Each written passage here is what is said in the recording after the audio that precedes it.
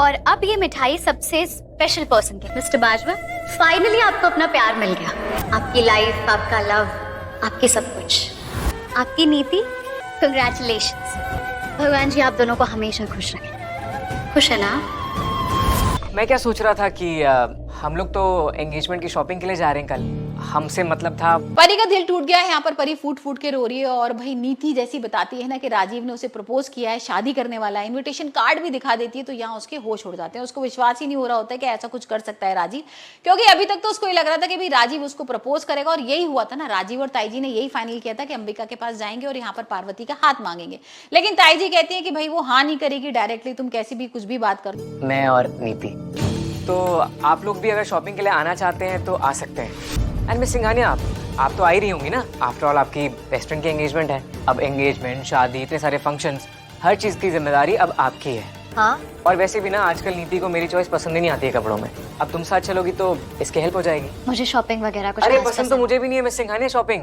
अब यहाँ पर वो एक प्लानिंग करते हैं कि नीति की शादी का हम नाटक करेंगे और यहाँ पर ऐसा दिखाएंगे कि भाई राजीव नीति के संग शादी करना चाहता है और परी को हो सकता है जलन हो और यहाँ पर वो अपने आप को एक्सपोज कर दे। लेकिन यहाँ तो कुछ उल्टा ही हो रहा है। जैसे ही परी को पता लगता है कि नीति की शादी हो रही है, इन्विटेशन कार्ड वगैरह लेके राजीव पहुंच जाता है, ढोल वोल के साथ, घर वाले भी होते हैं, तो यहाँ उसको बहुत बुरा लगता है। बहुत वो फूट फूट के रोने लगती है अंबिका के गले मिलकर और यहाँ पर नीति भी उसके संग गले मिल रही है। लेकिन नीति को पसंद है ना, तो नीति की खुशी के लिए मैं कुछ भी कर सकता हूँ। नीति तुम बोलो ना इनको प्लीज। हाँ पार्वती, चलो ना हमारे साथ प्लीज। चलिए ना, बड़ा मजा आएगा। मुझे ऐसा क्यों लग रहा है कि सिंघानिया खुशी नहीं है तुम्हारी एंगेजमेंट से? कहीं ऐसा तो नहीं कि आप अपनी बेस्ट फ्रेंड से जेलस हो रही हैं? सच्चू?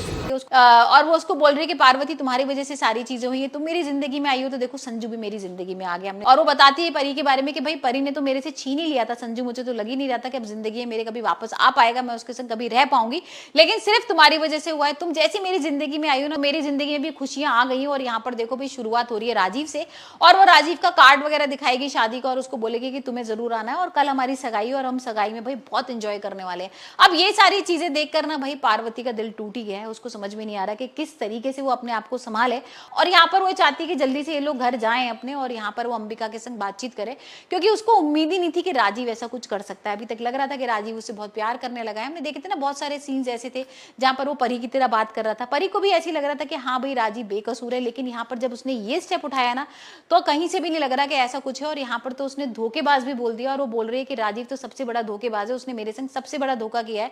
और अब देखते हैं किस तरीके से यहाँ पर राजीव से वो बदला निकालती है, क्योंकि भाई वो तो नीति यहाँ बदला निकालने ही आई थी और पहले तो उसने दिलजीत से निकाला, नीति का कर ही दिया उसने कि नीति का किस तरीके से जो टीम का एक तिकड़म थी वो उसने खत्म कर दी, बेबे और गुरविंदर के बीच में झगड़ा करा दिया। अब बारी है राजीव की।